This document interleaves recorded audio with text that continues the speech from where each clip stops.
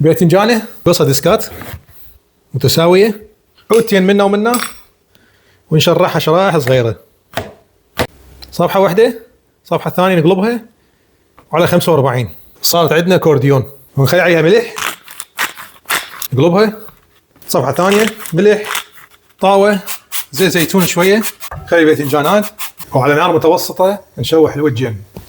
بوتيتايه كبيره نيجي نقصقصها ديسكات، ونفس الفكره عودتين ونشرحها، ونشيل الباذنجانات المستويه اللي بالماعون. طاوه ترجع للنار، شويه زيت زيتون مره الاخ، وننزل البوتيتو.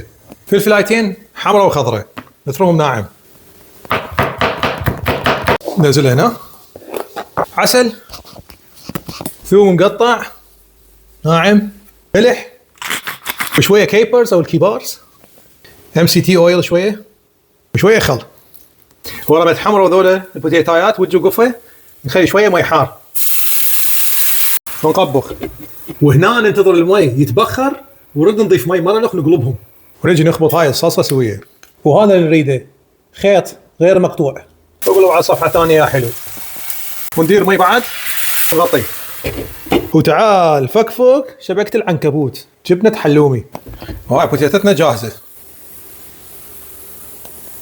طاوه ترجع النار، زيت زيتون شويه، وتنزل شبكه العنكبوت. وهذا الشغل بيه كلش سريع ونار ناصيه، يعني بسرعه يذوب يروح. حلومي مو قوي هذا، وبسرعه شلناه، ما طول على النار، ماكو اقل من دقيقه لزق.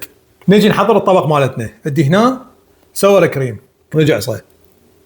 خلي بوتيتايه، باذنجانايه، واحده لوخ، باذنجانايه، بوتيتايه، باذنجانايه، وبعد واحده لوخ. وهاي نهايه العماره.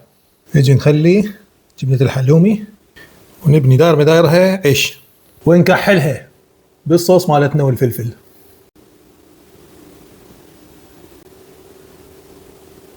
وشويه تشايفز. وهذا طبقنا جاهز. يابا شلونه؟ ابد مو عراقي. يابا هاي حرامات تتفلش، يعني طعمها مبين زين، ملويه الى بعد حد.